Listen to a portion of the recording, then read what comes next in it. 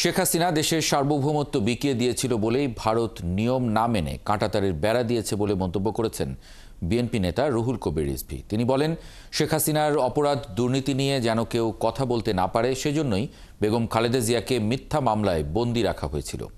আর এক অনুষ্ঠানে এলডিপি সভাপতি অলি আহমেদ বলেন, দ্রুত নির্বাচন না দিলে অন্তর্বর্তী সরকারের বিরুদ্ধে আন্দোলনে নামা হবে। হাবিব রহমানের প্রতিবেদন। বিএনপি চেয়ারপারসন বেগম খালেদা জিয়ার সুস্থতা কামনায় দোয়া ও মিলাদ মাহফিলের আয়োজন করে জাতীয়তাবাদী রিক্সা ভ্যান অটোচালক শ্রমিক দল।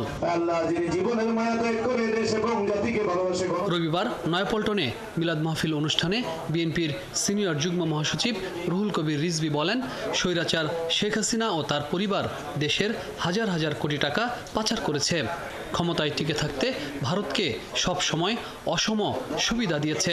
দেশের সার্বভৌমত্বকে দুর্বল করে ১৬০টি জায়গায় কাঁটাতারের বেড়া দেওয়ার সুযোগ করে দিয়েছে শেখ হাসিনা। দুইটি স্বাধীন দেশের মধ্যে আলাপ আলোচনার ভিত্তিতে যে কাজগুলো করা যায় সেটা না করে জোর করে কাঁটাতারের বেড়া লাগিয়েছে।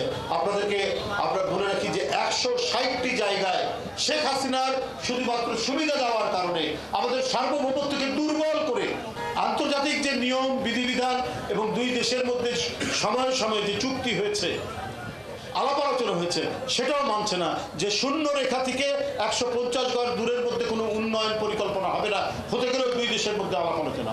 আরেক অনুষ্ঠানে লিবারেল ডেমোক্রেটিক পার্টির সভাপতি অবসরপ্রাপ্ত কর্নেল অলি আহমেদ বলেন, অন্তর্বর্তী সরকার জনগণের প্রত্যাশা পূরণে ব্যর্থ হয়েছে।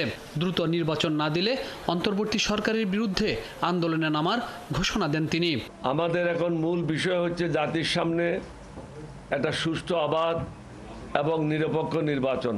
যদি সংসদ নির্বাচন না দেয় তাহলে আমরা বাধ্য হব ঐক্যবদ্ধভাবে এই সরকারের বিরুদ্ধে আন্দোলন করার জন্য। বর্তমান সরকারকেও বলবো, আপনাদের অবস্থাও ভালো না, আপনারাও সাবধান হয়ে যান, আপনাদেরকে হয়তো পলাইতে হতে পারে। সংকট মোকাবেলা করতে না পারলে অন্তর্বর্তী সরকার জনরোষে পড়বে বলেও মন্তব্য করেন কর্নেল অলি। সঠিক সময় সঠিক পদক্ষেপ নেন, দেশটাকে বাঁচান, দেশের জনগণকে বাঁচান। হাবিব রহমান, ৭১, ঢাকা।